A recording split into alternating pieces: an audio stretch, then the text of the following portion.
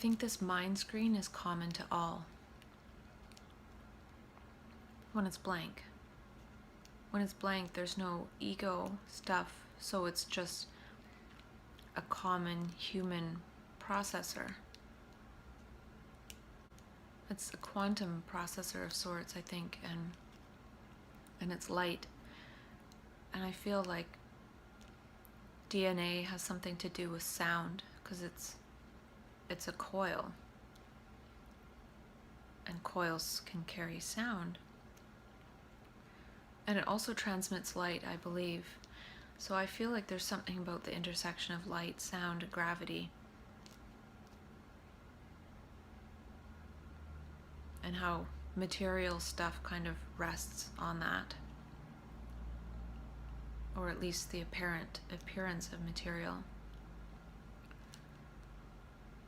But this common interface of humanity has been infected by sound viruses. So this interface, this light interface, can create sound, can create memes through direct perception and understanding, and then from that understanding communicate. Or it can have these ego virus memes in the way of that process, so it's interpreting everything based on one's past accumulated experience. And in that is a lot of fear. I feel like our DNA gives us our uniqueness in our expression of ourselves, so we're not all the same. But we are all the same. We all have the same processor and way of processing when it's not messed up by the ego process. If we were just that light processor version of ourselves and not identified with our ego, we would see everything as ourself. I had that experience in mania for sure. I think manic consciousness is beyond spirituality, in that there's no concept of spirituality per se in mania, but spirituality is itself divided into playfulness, laughter, beauty, joy, love, and all these inner human dimensions that give rich experience as a human being, instead of the ego concept of spirituality, which to me is created as a concept because of the lack of meaning from all these inner human dimensions. I talked before about how the ego creates inner space and time. And we think those are our inner dimensions because we have this ego image, when really the inner dimensions are dimensionless. If that mind screen, that inner light body interface is clear, that gives space for the arising of joy, playfulness, laughter, silliness, the adult child version of ourselves, that untainted trajectory. And that's all based on patterns. So if somebody gives you a look, you give them a look back, and then you begin to be playful. But if you're not looking, you're not going to see that. And if you can't recognize patterns, you're not going to see that and play into that. So that could be part of the game, actually. The regaming is to create a new game of gestures out in reality, and then see if people can pick up on it. And that would just be inviting play. So when there's just ego consciousness, it invents this feeling of spirituality because it's lost all those degrees of freedom of the human dimensions. If we were like adult children, would we need to have the concept of spirituality? I don't think so. So play and love and beauty and joy and all these things get grouped into spirituality, and by doing that, we actually lose all those dimensions because we just think, oh, this feeling that's other than the ego must be spiritual. So I think it's more of a reaction in a way. It's not seeing the ego for what it is, it's reacting to the ego. It's escaping from the ego. And that's the thing too, a person could sit and meditate every day in order to escape from the ego enough to sort of de-stress, to go out in this stressful reality and be consistent in this stressful reality. Or one could go out and be shit disturber in chief and make reality more playful and more joyful in all those inner human dimensions, in such a way that a person wouldn't have to go home and sit and be spiritual. I think the most spiritual thing is to be fully human being. And that's probably why when I was in extreme manic consciousness, I felt so fully alive and so full of meaning and life, and it felt, say, spiritual, though I wasn't thinking it was spiritual. It felt joyful and ecstatic just to be human, just to be in this body. We've turned this body into such a drudgery. I don't even like to exercise in terms of, oh, I'm exercising for exercise. I think that sensation of feeling violent towards the body is actually counterproductive. It's one thing to really enjoy something. Like, I enjoy jumping on my mini trampoline, so I do that sometimes. I enjoy rollerblading, so I do that sometimes. We've turned the joy of being in a human body into the joy of tasting food with our tongue. There's probably a lot of our brain capacity designated for different tastes. They always show on the brain map that the hand has most brain cell areas, but it's probably the tongue and taste. It's probably most of our brain. I feel like too, with this inner light body mind screen interface, as we go through reality, this light body, everything that we perceive, that information flows through us and is sort of like a ripple behind us, like a ship in the water. And when we react to something, it creates a ripple on our interface mind screen light body, and that's where stuff can accumulate, and those are memories and emotions. And then that stays in our light body pattern, which is sort of staying in our body and accumulates in the material of our body. So everything, if we don't record it as a personal hurt, is recorded by the universe, and it just goes right through us and is created as the universe.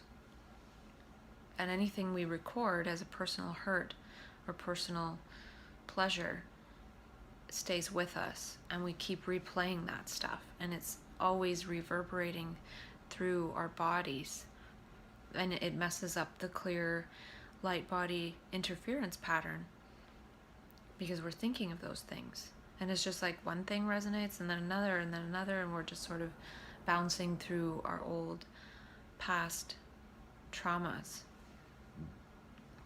So we can let the universe record things by just letting it stream through us, or it gets recorded in our body. And this recording in our body, I think, actually is what blocks the hippocampus, because these thoughts of past and things we no longer are happening are innately stressful. They're stressing out the body. They're changing our center of gravity. They're accumulating toxic materials in our body because we can't process it as well. And then the cortisol attacks the hippocampus, and that actually perpetuates the process happening. It seems like our cooperative and collaborative human circuits get pruned in our brains as our egos come in. It's almost like these memories recorded in our bodies, and thinking about ourselves and our egos and creating that on our mind screen, that mini version of ourselves, versus being a full light body version of ourselves inside, through which to process the universe. That actually creates it so that image of us inside is how much of our brain we're using up, because we're just using the prefrontal cortex and creating these abstractions which create these images, versus having that be quiet and use our whole body-brain, light-body-brain processor. It's almost like the prefrontal cortex is an imitation of reality. It's like a little me version invading our inner space, and the one that's invading is our own ego construct self, instead of being the whole light body version of ourselves, our whole mirror, which is mirroring the universe from moment to moment, not mirroring past things that happened before, and having this little version of ourselves. And I think that is a diversion. It diverts us away from what's really happening now. The ego diverts our attention from the beauty of the universe and what we can co-create together to being concerned about oneself and one's little problems. We already have a pretty good idea how to cooperate and collaborate, so we can probably activate those circuits pretty quickly, especially if we do it through gestures and playfulness and all these inner human dimensions that we had as children. That would get those brain circuits working again, and that would naturally crowd out a lot of the ego. If we all knew this was a playful universe, we wouldn't live in fear, and the ego is innately fear. If we were co-creating together, we'd have a different kind of security. The ego is a state of meing, not a state of being. So I think people are human beings, they're not human beings. And the ego is not human. The ego is just a bunch of words and images. And we have words and images in order to communicate and create, but we've started using them against ourselves, and we're actually killing ourselves with our own words. Words are what kill us. I actually feel like people who end their life, it's a form of ego side. They're trying to destroy their ego. They're not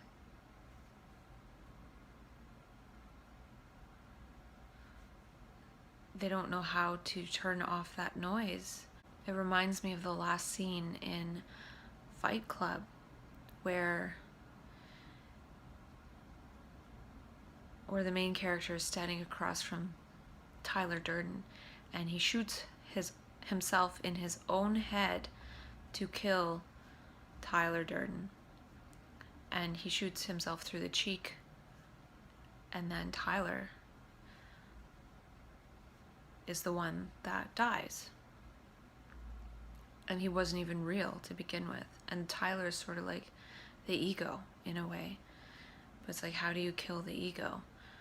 It's very difficult to get rid of in a lot of cases, and people end their life over it. If somebody's thinking, I can't live anymore, I can't go on, I can't do this, if they weren't thinking those words, would there be those feelings? And it's obviously more complicated than that. But I've been to a place where I've had words nearly destroy me.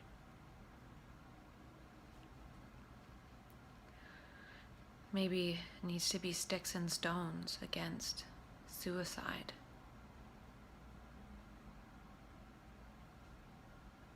I was thinking too about how ego memories lack euphoric sensation, because Dr. Daniel Siegel talks about how in trauma there's stuff happening and it lacks euphoric sensation, so we don't know it's from the past, so we're terrified now. And I think the ego is the exact same thing. It lacks euphoric sensation. Anytime there's any kind of ego element, it's not happening now. It has nothing to do with now. It's just clouds.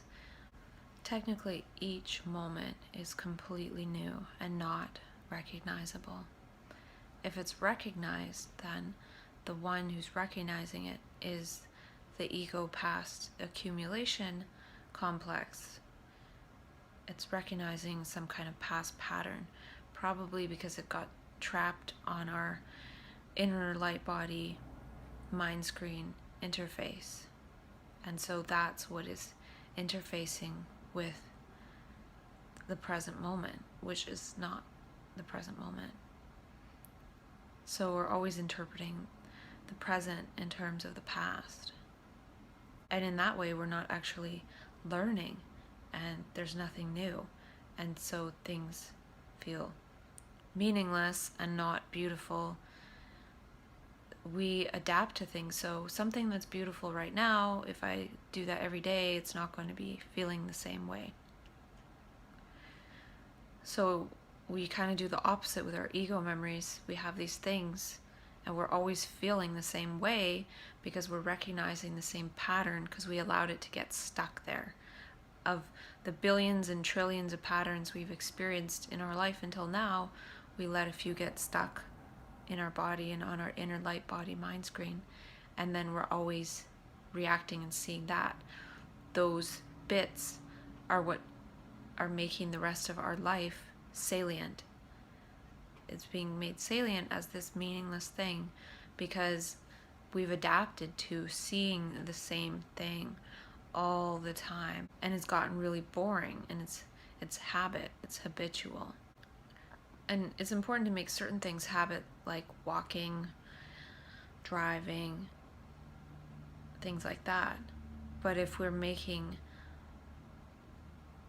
our psychological bits habit, besides actual physical skills, then we're actually polluting our inner dimension, and it's no longer the rich experience that we came here with.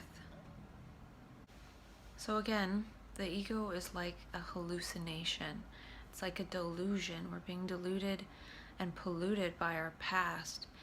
And trying to change our thoughts is sort of like trying to hallucinate a better ego.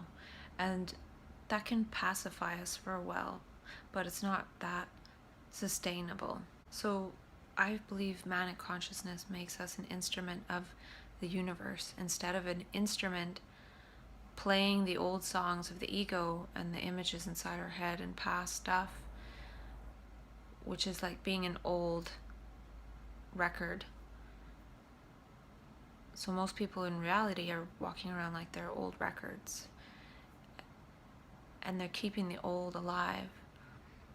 And then when that mind screen gets clear in the inner light body, everything filters through us and funnels through us and passes through us clean. And that means we're actually playing and acting and being animated by the energy of the universe, and not like a record would be, or like one of those old music boxes. If there was no little pieces of metal there would be no music. So in that way, the ego is like a music box with all this music, but it's not in tune. So, and then the universe is like a music box, but it's the tune of the universe. So as it turns around, the song that's being played is in tune, whereas the ego is like a music box that the thing was just created kind of randomly, or it was just the same note over and over again, like ding, ding, ding, ding, just the same note, and it gets really boring and nobody would want to listen to it. So the person who's listening to it would get really bored. Again, I feel like the mind screen, the inner light body becomes a dust filter. Once one piece of dust accumulates, it's going to keep accumulating on that point. So that's going to be like a sore spot for people, and like a trigger to play the old record and act out old past programming. One can see one's tendency to want to react and not react, and that starts to stop the accumulation. And maybe what gets rid of the accumulation is whatever it is that one acts with instead of that. So it almost repatterns. So by doing one gesture all the time, it's going to make my muscles attuned and my brain attuned to that. But if I start doing a different gesture, it's going to weaken that other circuit of that one that I was always doing as a reaction. Now, if instead of doing that one reaction, now I have a choice of doing 100 different things or whatever it is required in the moment. Now I've gone from having sort of that scar tissue in that aspect of myself to not having it, because I'm not always reinforcing that. So our past programming tends to dictate our reactions, yet we think we have choice over the way we act. I feel like when the mind screen inner light body interface is clear, the universe just passes through us, and we pass through the universe, and we become an instrument of the universe, of that one song, of that common humanity that we are. And that doesn't necessarily have to manifest as anything particularly special. It's trying to be special that is the ego process. And that's something that is in opposition to just being a human being.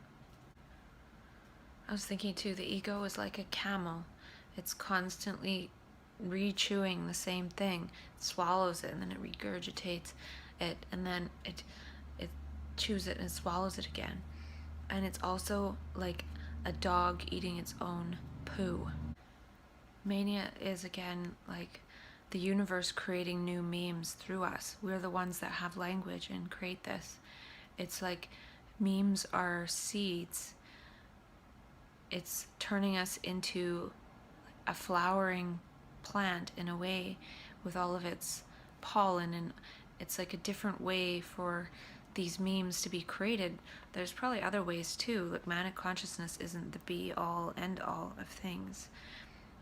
It's a way to create so many memes, just like there might be a million seeds released from a flower in the wind. Doesn't mean every single one of them is going to produce a new flower. It's almost like just trying to create a lot of memes and see what might catch on. So in that way, mania is like a flowering process. And I can't remember if I talked about this, but it goes back to Tom Wooten's Bipolar in Order, and how he talks about a lot of his work is around acting normal, so-called normal, when in extreme states of consciousness. So in extreme manias or different levels of mania, and then practicing that so one can be super energized and still act normal and not make people uncomfortable. And that has a lot of value. And I feel like what I'm talking about too is acting energized when feeling normal.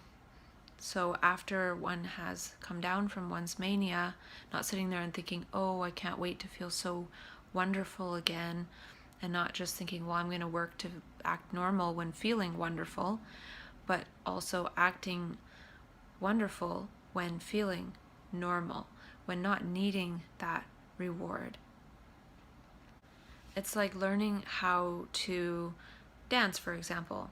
One can go to a class and be shown the steps and do the steps at the class with the instructor, and then when one goes home, one's no longer with the instructor, but one can still practice on one's own. And one needs to practice on one's own, because otherwise, when they go back to class again, when that energy comes again, they won't have integrated what they've learned in that first lesson. And I'm not saying it's like a school thing. It's just a flowering, it's an unfolding.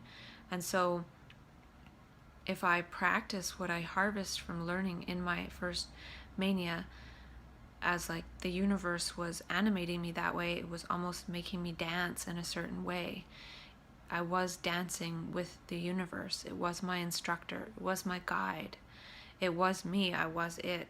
And so then after the fact, I could just wait for the instructor to come back, or I could think, wow, it taught me a lot. Just like a kid could learn, somebody shows them how to draw something, and then they go home and they practice.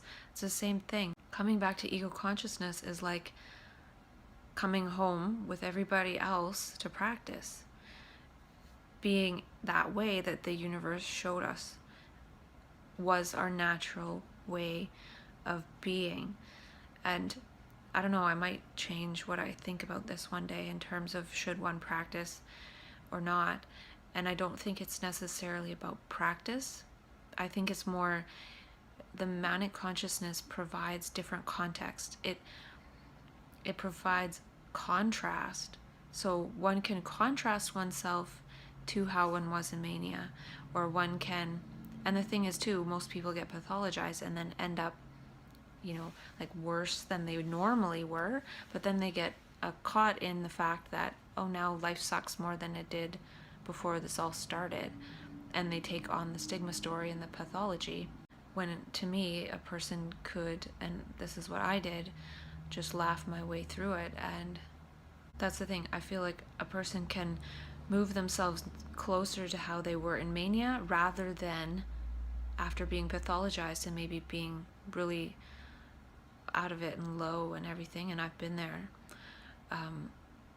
Not necessarily practice getting back to my ego self, but practice getting back to my manic self, not with the hope that the energy is going to come back, but just that's how we're designed to be as humans, and that's how the universe animated us and repatterned us and gave us that hint. It danced with us, it danced through us, it danced as us, and it said, this is the way to be. And it might take a bit before finding where one wants to express themselves in that way. Like, maybe it's not safe to be that happy out in the society, but one could take an improv class or clowning or go to school with Patch Adams, or there's so many different things. There's almost like we need to find safe ways to be manic, safe ways to be that happy and that joyful, because it's not safe. And just like when, say, gay people were first coming out, there was probably very few safe places they could go and be gay, and now they still can't go and be gay everywhere and be safe. So in the same way, we need to figure out ways that we can go and be gay, as in happy, the original meaning of gay. And so again, it's something with the consistency, right? People consistently are not extremely joyous and happy out in society. So there's a lot of talk about mental health literacy and educating people around the symptoms of mental illness and everything, so they can spot them and help people. Well, why don't we have happiness literacy? What makes people happy and joyous, and educate people about that? Because for some reason we forget. We used to know as children, and actually going out and being happy and ridiculous and reminding people about it, they seem to forget, instead of allowing things to just go on the same path and then telling people, watch out for mental illness along the way. All the things that are protective of mental illness have to do, I believe, with oxytocin and bonding and common humanity, and that's the real protection. And maybe if we form some sort of manics association, the humanics association, then we can protect each other in a way by having a common context and saying, yeah, that's what it's like to be trans-conscious. And it's not necessarily a mental illness. It just means sometimes we're our ego self and sometimes we're not. And that would also help with the whole, I've been doing a lot of ego bashing, and it's not supposed to be like the ego is completely evil, because it's not completely evil. It can lead to not so healthy manifestations, and that's the thing too with trans-conscious experience. I feel like by giving us that experience of rich beauty and inner diversity instead of just this ego we always experience, I feel like this trans-consciousness experience is just inner diversity. It's just diversifying inside, and that's sort of opening up our brain and our perception again so we can learn. So this trans consciousness is about inner diversity. It's not just about outer diversity. We have all these outer diversity projects like don't discriminate against homosexual people, or don't discriminate against people that are not the same ethnicity as you. Why don't we have this inner consciousness thing? So again, this would sort of, it's possible that people that have transconscious experience or transconsciousness experience this inner diversity. In that other consciousness, we experience beauty, love, truth, all these rich dimensions of the inner experience of being human. And then we come back to ego consciousness, which is more, I'm me, you're you, I have my little goals that I'm working towards. And I think that inner complexity is just as necessary as the outer complexity that's happening out there. And so I don't feel that people that are trans consciousness should be discriminated against. It's basically acknowledging that we have an ego consciousness, but we also have a common consciousness. And maybe we need to speak a little bit more in terms of the common consciousness that we all share, and not so much about the ego consciousness.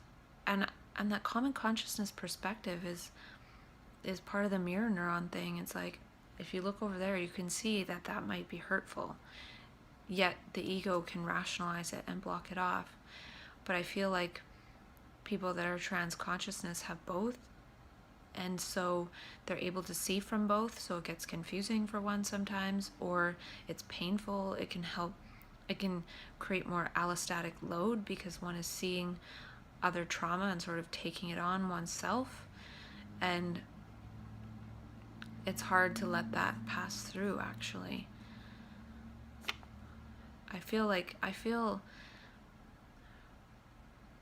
that trans consciousness allostatic load accumulation it's more painful in a way because it's real. It's actually happening in the moment, and one is seeing it, and it drains one's energy. Whereas the ego consciousness, it's sort of like that happened 10 years ago, and you just keep picking at the same scab, and if you would just stop it. So but at the same time, I feel like people that don't experience trans consciousness can still perceive those hurtful things. They just don't really know that it could be coming from something other than their own individual ego stuff, because they don't realize that it's one consciousness. And the thing with these videos too is interesting is I jot down notes and insights, and then I just start looking at them and talking about stuff. And the thing that I came up with today about trans consciousness, sort of using the analogy of transgender people, I didn't write that down. So I only came up with that by just talking and speaking. And I think I'm liking that, because even from a couple months ago when I had manic harvest your mania, and then embody your mania, and then I'm thinking about epimemetics and endomemetics, and now I'm thinking about, I had just the thing written down about the language of transgender people, and relating to how I'm creating transformania language, which is like language transformation, which is transformania. And then transformania relates to how mania is kind of a transformation process. And I'm realizing that I like this concept in order to describe it as trans consciousness, because I feel like I'm identified with my ego consciousness and also the collective subjectivity of being human, that we all share that collective dimension. And I've plunged completely into the collective dimension, and so it's just varying levels of having that other conscious experience. And maybe if I wasn't on medication, I would be completely identified with that other consciousness, and that wouldn't be good for being functional in this society. So what I'm saying is I'm seeing the value in talking about this stuff, and I still have lots more written down. And it's just interesting how I can see other ways of looking at it as the process goes on. I just really hope that other people might find this hopeful and helpful for how they think about themselves. Because I couldn't imagine, for example, being transgender or feeling transgender and being completely alone, thinking, I've never seen anyone else like that. I've never heard of anyone else like that. Maybe I'm the only person in the world that feels like I'm a man in a woman's body or something. And so I feel that same way a little bit with this trans consciousness. I feel like I can see things from a different perspective, kind of like a Temple Grandin. She can see things differently, and they call that autism. And it's a different way of being, but doesn't make a person less than.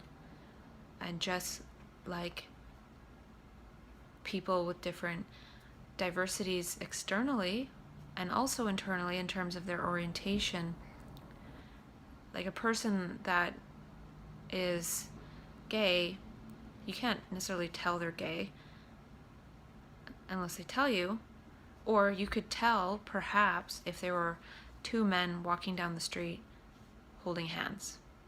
You could think, well, that's likely that those people are gay. Now, with this trans consciousness thing that I feel I'm experiencing, there's no way you would ever know that I would be a person with trans consciousness. And that could also mean, too, that my consciousness, or this consciousness, isn't always necessarily 100% correlated with this body and this person that everyone else thinks that I am, or even who I think that I am. And maybe who I think I am is going to change over time. Most of the time I realize that I'm me, but I've had experiences where I think I'm a homeless man on the street. And if I really thought that, and nobody was around me, I might get up and walk away. And then maybe be captured at some point and medicated, and then, oh, you're you. I'm like, oh, that was weird. Oh, well, that was your mental illness. Well, that's a lovely explanation. But to me, it's more like trans consciousness. We all believe that we're these egos, and that's good for functionality. But I think that belief in that ego is losing its hold for people. And so I think that's the whole trans consciousness is and the universe itself is even transitioning us from having egos, because the ego is what is going to destroy the world. And that's why I feel that children with autism aren't going to have the same kind of ego structure. For example, I think that it'll either be a lot harder or a lot easier to get children with autism to go to war and just things like that.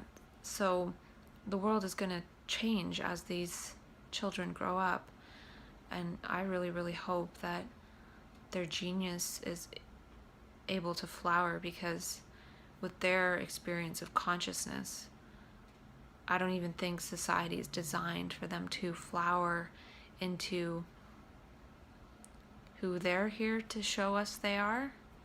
Just as people who go into trans consciousness, again, a lot of what I've talked about is there's no context in society. Society's not designed for us to be extremely happy. Society's not designed for us to be trans consciousness. It's not designed for us to be inconsistent. And so we try so hard to be consistent because that's what the world demands. And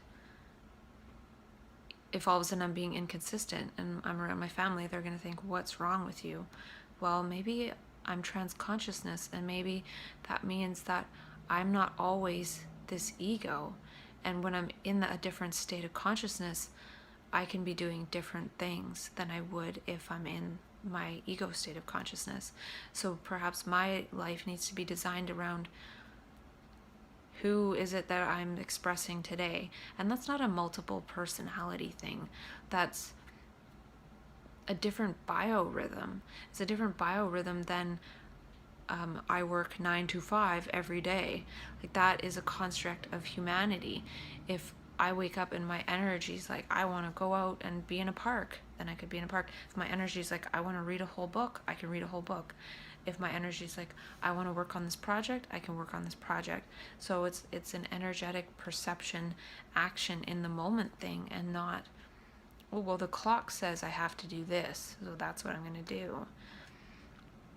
I think a lot of us are being driven crazy by this clock. We don't go based on our internal clock, which is not a clock at all. It's not space and time. It's beauty, love, truth, perception, action, intelligence.